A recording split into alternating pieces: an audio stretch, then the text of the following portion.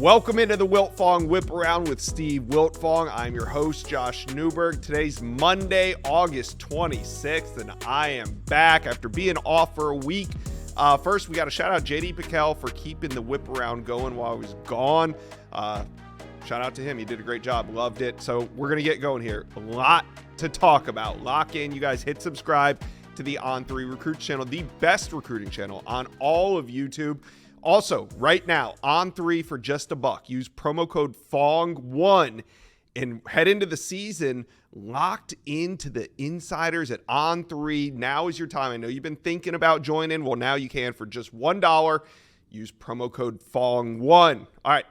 Speaking of, let's bring in Steve Wiltfong. Steve, big news this weekend. Texas up to number 8 after landing not only Jonah Williams, the number 1 safety in America, but 6'7.5", 350-pound offensive tackle Nick Brooks. So they're not done yet. But let's pause on that. Let's talk about Jonah Williams, because heading into this thing, you were so confident. I mean, we went back and we watched the tape. After Khalil Lockett committed, I asked you to put in order of your confidence the 5 stars on Texas's board: Jonah Williams, Michael Terry, Michael Fasusi, and Jaime Ffrench. You had Jonah Williams number 1. I about fell out of this chair at the time because I thought you would be least confident in Jonah Williams heading to Texas after that Lockett commitment in early August. So take us behind the scenes if you can. Maybe what did you know, or when did you know that Jonah Williams in Texas were going to happen? Well, talking to Jonah Williams and his dad following that visit to Texas at the end of July, I could really tell that the Longhorns moved the needle. Talking to some sources that spent time with Williams and his family on campus, all the returns were very high about Texas's position with Jonah Williams, but really the dialogue with his dad, Billy, talking to him in the weeks leading up to his decision, it really sounded like Texas was in fantastic shape, and everyone was trying to make up ground on the Longhorns. No one was able to do it down the stretch. They were having conversations with Texas A&M going into decision day, talking to a few of these programs. But it was a visit to Texas at the end of July where he got to watch them practice, spend time around the players, get an opportunity to hang out with Coach Sarkisian, see the vision for the program, see the NFL draft results, where Texas is at as a program, close to home. He's got family near Austin. It all lined up for Texas there, and they were able to get it home and get it done on Saturday night on the On3 YouTube channel.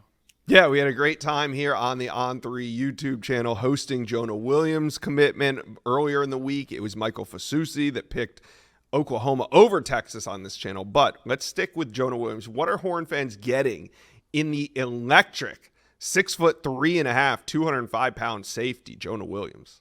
Well, they just added the most versatile defensive player in the class, Josh. A rangy, instinctive, physical football player that can come down and fill an alley against the run. You can also use him as a pass rusher. He can cover just about anybody. He can erase those size mismatches that offenses will try and put you in. You can change your defense without changing your personnel because Jonah Williams is on the field. But he's just a fluid, natural athlete. He's got elite ball skills. He impacts the high school game in all 3 facets. 8 touchdowns receiving on 20 receptions, a couple rushing scores, 4 interceptions, 3 pick sixes, 2 fumble recoveries. One's a scoop and score, 2 punt returns for touchdowns, 2 kick returns for touchdowns. He's just electric in all 3 facets. And for Texas, as they try and maintain a championship caliber program year in and year out, they go out and land one of arguably the best defensive player in the country in Jonah Williams. I've been listening to some Texas podcasts. Let me just be honest. I've been listening to some Texas podcasts. It sounds like Jonah Williams is going to be an early enrollee, meaning he's going to forego his senior year of baseball. I thought baseball was a huge factor in this. Is he just willing to forego his senior year?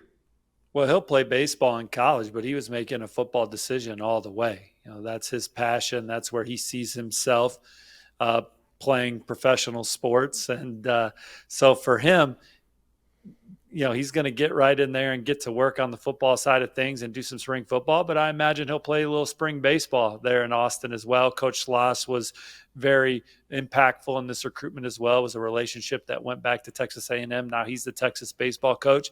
And I'm told that him and Sarkisian both were going 100 miles per hour over the last month in the recruitment of Jonah Williams. So he's going to play baseball in college, but he's a football player first. All right. According to your early confidence back in August, or confidence back in early August about these Texas five-star targets, you had Michael Terry. You had more confidence in Texas landing Michael Terry than Jaime Ffrench. Jaime Ffrench is going to decide on Friday morning, and it seems like at this point it's a slam dunk for Texas. Are you still more confident in Michael Terry than Jaime Ffrench, or have things kind of shifted since early August? Yeah, similar confidence now. At the time we did that poll, Jaime Ffrench was, I believe, fresh off return visits to LSU and Miami. And those were programs that I was keeping an eye on in that recruitment as he kept those schools warm. But I certainly like where Texas stands for Jaime Ffrench. Jaime Ffrench had a really big opener, 4 catches for like 120 yards, 11-inch hands, just a superb route runner. Texas, if they compare Jaime Ffrench and Khalil Lockett together, that'll be one of the best receiver classes in America. I like the way that's trending. But I logged an on-3 RPM today in favor of Michael Terry to Texas as well. So I'm fully in on that one. Michael Terry, if you put on his scrimmage video from this past weekend, he's playing a lot of running back, 6'2", 215 pounds. Texas plans to use him in the backfield, in the slot, put him out wide. They're going to use him all over. And I think that's what attracts him most to Texas, the ability to play multiple positions on offense and be used as a Swiss Army knife. Look, Jonah Williams is a Swiss Army knife on defense. Michael Terry is that on offense with his skill set. And I think that Texas is the leader going into his visit to Nebraska in a couple weeks for the Colorado game. What a run for Texas. Outside the top 15 heading into the month of August. Now they could be wrapping up the month of August inside the top 5, especially if they can add Jaime Ffrench on Friday. But they're not done there. I mean, there's still more on the board for Texas. Steve, take us out of this Texas segment with the other targets that the Longhorns are still pursuing. Well, they'd like to add another defensive tackle. They lost the first round of the recruitment of Myron Charles on 300 defensive tackle to Florida State, but Texas is still going hard there. Wouldn't be surprised if he ultimately flipped to the burnt orange. They also lost the recruitment of DJ Sanders, in-state defensive tackle, to Texas A&M, but they're not going to go away for him as well. Madden Faramo, on 300 linebacker from California. Chad Simmons with the story on Madden Faramo on the On3 network. Use the code FONG1 and you can read that story and many others for $1. But Texas is one of the finalists for Madden Faramo alongside Notre Dame. USC trying to make a late charge there. They're getting some momentum. But Texas has known that one's going to be a marathon, and they're prepared to recruit him to the finish line. So Texas in the mix for several more blue chippers as they pursue a top 5 recruiting class. I was recently introduced to Roback, and I couldn't be more excited. When I say impressed by the quality and comfort, I mean it. I literally can't take this stuff off since trying it on. For starters, the Roback polos are my favorite polos. They not only have fun designs for every occasion and season, but they fit perfectly and easily transition throughout the day. Roback's everyday shorts are the perfect pairing as well. They are so comfortable and have an elastic waistband and great fabric that is made to stretch. Finally, the Roback hoodie is by far my favorite piece of clothing I own. It is so comfortable. I wear this to start my day, end my day, and everything in between. Easy to be active in it or just relax. The hoodie will fit whatever the day has in store. They have also released a ton of new products. Between their brand new Tailwind tees and bathing suits, Roback is ready for the warm weather. Roback has also been proudly leading the NIL charge, having signed partnerships with college stars Jalen Milroe, Cade Klubnik, among many others that are becoming the go-to brand for college athletes. Use the code STEVE on Roback.com for a generous 20% off for all new customers through the end of this week. That's spelled RHOBACK.com. That's 20% off all performance polos, shorts, and more with the code STEVE. Yeah, Javian Hilson's another one. The Florida State commit already flipped from Alabama once. He took a visit out to Texas. I know that they're still interested in him as well. All right, Texas fans, let us know how we feeling about this month. Can you believe it's almost over and Texas is going to have a couple 5 stars on the commit list? Let us know how you feel and where you think Texas is going to finish this cycle.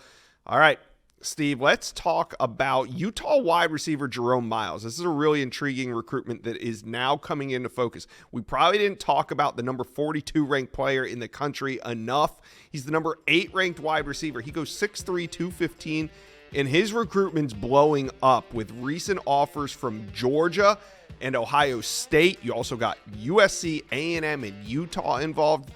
Steve, he blew up in a big win over IMG on the national stage this weekend. I mean, his recruitment had already taken off.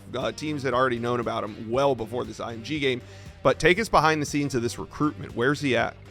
Yeah, through 2 games, he's averaging nearly 30 yards a catch. It's because he's got 10.3 speed in the 100-meter dash to go at those 6'3", 215-pound measurables. He's one of the biggest freaks in this 2025 recruiting class. Josh, I woke up to a text message following the IMG game from a college football coach that said Jerome Myles earning himself a lot of money tonight, the way that he carved up that IMG secondary. So he is becoming even more coveted by the day as he continues to blossom as a senior. Utah is the on-3 RPM favorite. He's going to announce his college decision on October 30th. The Utes are going to have a lot of competition over the next couple months. He's planning to be at USC season opener in Las Vegas against LSU, and then he'll take an official visit to USC the following weekend. So the Trojans are one of those programs that's really trying to make up ground in the Jerome Myles sweepstakes. Texas A&M's been in the thick of this one for a while. They're trying to get him to College Station Saturday night for their home opener against Notre Dame. And his 2026 quarterback, Helaman Kasuga, I have him forecasted to Texas A&M on the on-3 RPM. He will be at Texas A&M this weekend with a lot of family. The chemistry that those two have that's coming together on Friday nights is evident, so maybe they'll want to keep it rolling in college. But Utah maybe has the edge coming into the fall, but they're going to have to hang on with Ohio State, Georgia, Texas A&M, and USC coming hard for the talented playmaker. Yeah, always love those recruitments that start to blow up during their senior year, and Myles seems like he's going to be one that we're going to be talking about here for a while. All right, let's whip it around to the Plains. Auburn, they open the season, a big visit weekend as they host Alabama A&M.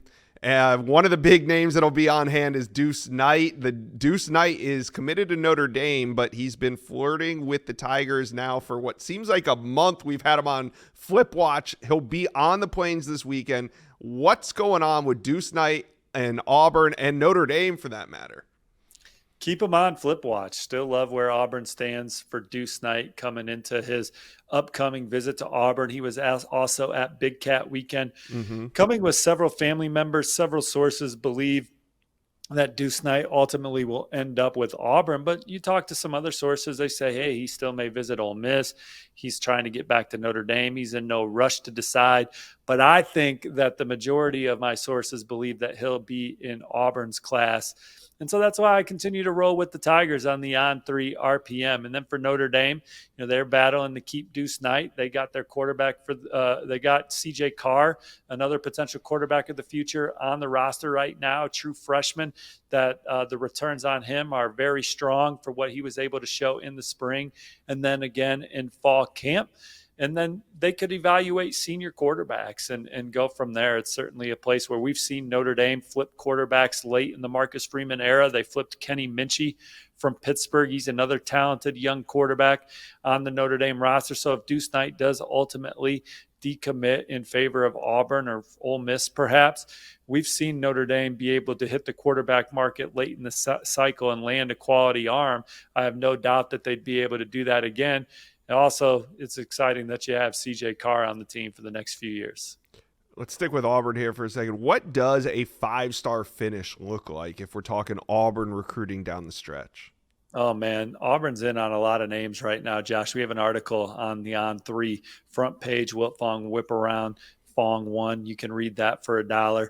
but they're trying to flip Naeem Offord, cornerback committed to Ohio State. Naeem Offord's dad, Kaori, told me last week that he thinks his son will get back to Auburn for a game this fall. He was at Big Cat Weekend. Oregon's in the mix there for Offord. And then you got 5-star offensive lineman Andrew Babalola. There's confidence around the Plains that they'll ultimately land Andrew Babalola. Stanford's the on-3 RPM pick. But a lot of sources believe the Cardinal are starting to fade there. But you got Michigan certainly in the thick of it, Oklahoma, Missouri rounding out his top 5. I think he'll make his college decision by September 6th. That's the first game of his senior season. So Auburn, they get Deuce Knight, you get Babalola, you get Naeem Offord. It's a top 2 class, top 3 class. We're definitely we're splitting hairs, but that is a top 3 class, I think, if you can finish with that. Unbelievable. Absolutely. Right now what Auburn's doing on the trail. Do you think right now, would you say that they were the hottest team of the summer? Well, I think so. We talked about that on Inside Scoop. You can watch that on the YouTube Recruits channel here on 3 YouTube Recruits channel. If you haven't watched that video, we talked Auburn yesterday being the hottest team of the summer. They're looking at some other flips. You got Sam Carter, receiver, committed to Georgia Tech right now from South DeKalb in Georgia. That's a name we haven't mentioned much on either of our shows, but that's another talented player that Auburn's keeping warm. Tyler Lockhart's a 4-star linebacker that we still like Auburn for. And so Caleb Cunningham, they'll keep trying to chip away at Alabama for the 5-star receiver. So Auburn, we'll see what they do on the field on Saturdays, but they're absolutely crushing it on the recruiting trail right now and go into the season with a ton of momentum and a lot of blue chippers with a keen eye on how they continue to progress in year 2 of the Hugh Freeze era. Yeah. All right, Auburn fans, talk to us. Let us know who's your top flip target, because we know Hugh Freeze likes to get the spatula out during the season. Let us know who you're gunning for. Comment section below. All right, Steve, let's go down to Gainesville, where the Florida Gators are going to take on the Miami Hurricanes in the Swamp, which is going to be an epic battle to start the season. All eyes are on the Swamp this weekend, not just our eyes, also recruits' eyes.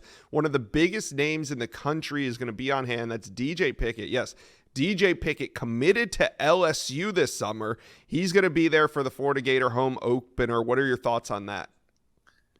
Well, Florida's trying to chip away at LSU. I talked to DJ Pickett's dad, Damien, on Sunday night, and he told me his son is 1,000% committed to LSU.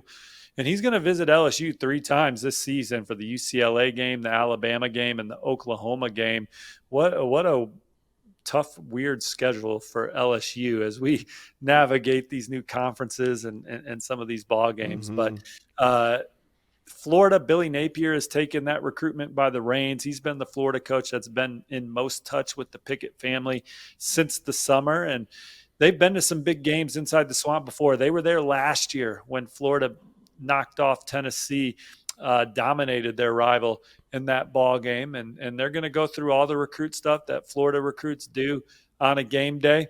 But right now it seems like they're still climbing uphill for a commitment that's very strong to LSU. All right. Now, Ty Jackson has come out. He's the number 1 on 3's number 1 linebacker in America out of the state of Florida. And he's come out and he said, I want to see how the Gators do this fall. And he's going to give them plenty of time. Ty Jackson's not set to decide until December. He's going to take this thing the distance to the early signing day. Ty Jackson, Keith Niebuhr told me he's UF's number 1 most important target heading into the fall. But who is the main competition when it comes to Jackson? Well, right now I look at Alabama and Florida State, but schools like Penn State and Tennessee are also in the thick of it for Ty Jackson. He's going to take an official visit to USC in 2 weekends and give the Trojans an opportunity to make a move. But Florida's a school that he's been on their campus as much as any during his recruiting process. He took his official visit in June.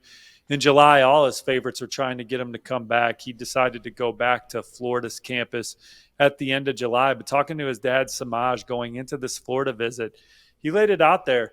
It's time to put up. Florida has poured a lot into this season, year 3 of the Billy Napier era, from a recruiting, from a transfer portal standpoint. What are they going to look like against Miami? There's a lot of internal confidence that they're ready to start turning the corner. They've expressed as much to recruits like Ty Jackson, but now it's time to go out on the field and prove it. New strength coach, new nutrition person. This coaching staff, there's a lot of excitement around the program. Internally, they want the world to see it. They want people like Ty Jackson to finally witness it against the top 20 opponent, Miami, on Saturday. They get that done. They start humming this year. They could be tough to beat for the number one ranked linebacker in the country when all said and done. Yeah, one more name I want to talk to you about that's going to be in the swamp, and that's Hilton Stubbs. Early in March, Hilton Stubbs committed to USC. It shocked everybody, but I think nobody was shocked more than the Florida Gators. Then Stubbs decommits. I'm thinking, well, he's going to end up in Gainesville.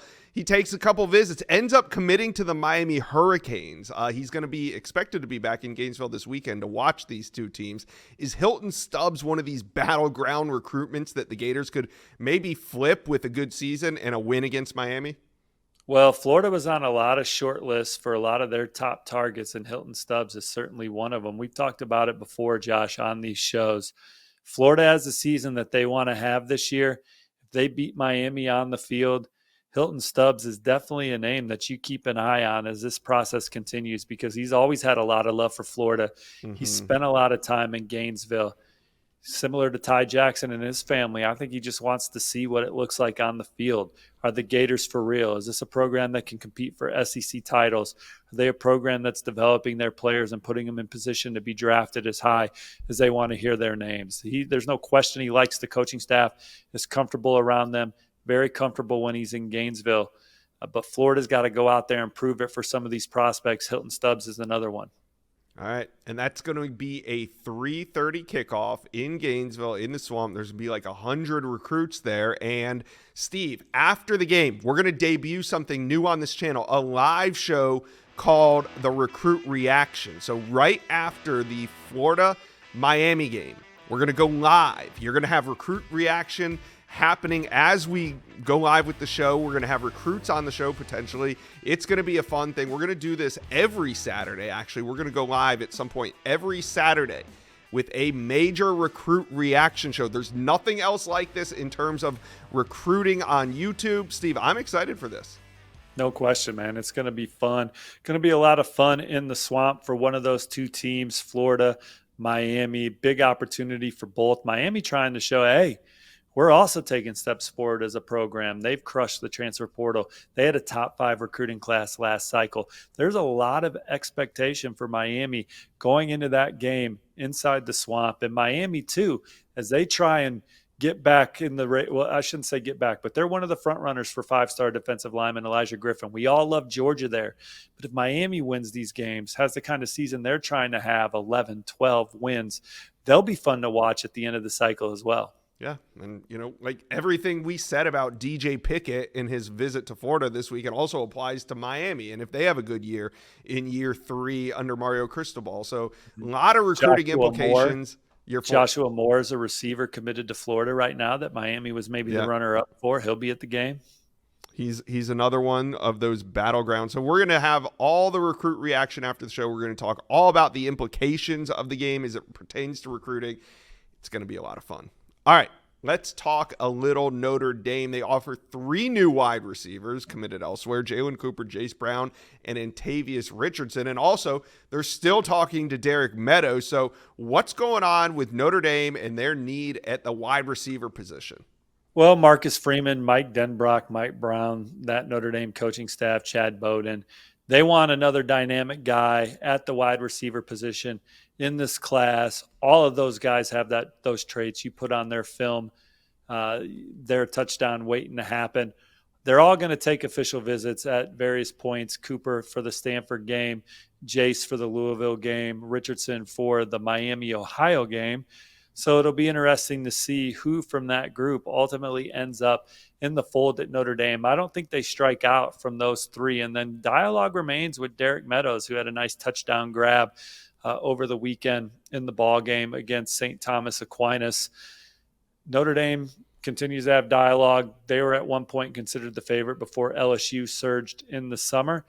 And so I expect Notre Dame to go out and see him at some point during the season when coaches are on the road, and they'll keep trying to chop wood and chip away at LSU. who has a top 3 recruiting class themselves right now. All right. Now, Deuce Knight, we know he's going to be in the Plains. He's going to make a visit to Auburn this weekend. How's Notre Dame approaching what's going on between Deuce Knight and Auburn? Are they actively talking with him, recruiting him, or are they just kind of taking a step back and letting Deuce Knight do his thing here?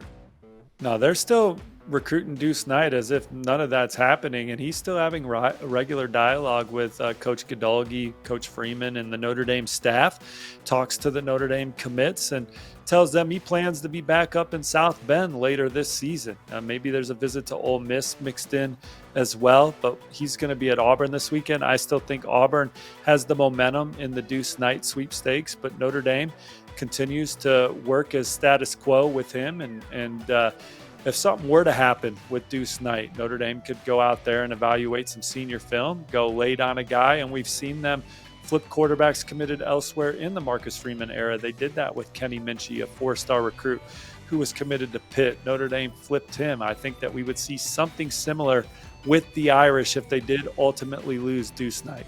Yeah. When it comes to rankings, I mean, Notre Dame's been in free fall. They entered the summer as the number 3 ranked team in the On3 industry rankings. They loaded up on early commitments, but since then, it's been a steady slide. They're almost outside of the top 15. What are your expectations for Notre Dame when it comes to where they finish in the recruiting rankings in the 2025 cycle?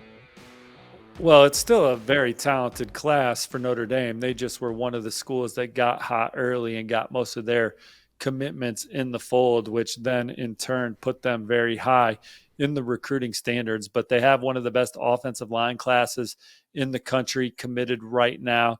There's a couple linebackers that they're certainly at the top or near the top of the list for still out there. Madden Faramo, Nathaniel Owusu Boateng come to mind. They want to add another wide receiver to this class as well, but they're about done, and this is a good class. Now they get to go out there and play the games this season and grab some momentum that way. Great opportunity Saturday night in prime time against Texas A&M. And a lot of people are projecting Notre Dame to make the college football playoff this year. Do that, and they'll finish strong on the trail. And they'll be one of the fast starters in 2026. That's been a trademark of Marcus Freeman since he's took over as head coach at Notre Dame. They've gotten off the fast starts every cycle. They've done a good job of retaining most of those guys. They're battling to keep Deuce Knight. They already lost Ivan Taylor to Michigan, but still a very strong class for Notre Dame. They're in on some blue chip guys. They're going to be able to senior evaluate some players and be a factor down the stretch because of the way they're playing and the brand they have, the NFL recognition, the graduating of their players. Notre Dame is in the top 15, and we should celebrate that as much as instead of saying, hey, they're in a downward spin from 3 to 11 or whatever it is. It's still a pretty damn good class. Yeah. Well, they're in the, that's with Deuce Knight on the commit list. So assuming Deuce Knight goes elsewhere, they could drop even further. Let's go to your latest prediction, Steve. Tell us about Cali wide receiver Phillip Bell. He's going to decide this week. He's one of the top available wide receivers in the country. You've already put in a prediction, but take us out with a preview of Phillip Bell's decision. Yeah, still really like the on 3 RPM prediction in favor of Ohio State for Phillip Bell. He's been out to Columbus several times. His official visit in the summer was another big piece to his recruitment where he got a chance to spend more time around Brian Hartline, Ryan Day, and the staff. He also pointed to Chip Kelly being hired as Ohio State's offensive coordinator as another major factor that has him having strong interest in Ohio State. But Hartline's track record of developing receivers, Chip Kelly and Ryan Day's track record of offensive play, being comfortable around the players on the team and the recruits in the class, I think Phillip Bell will pick Ohio State when it's time to announce his college decision, adding to a class that on 3 ranks number 1 nationally.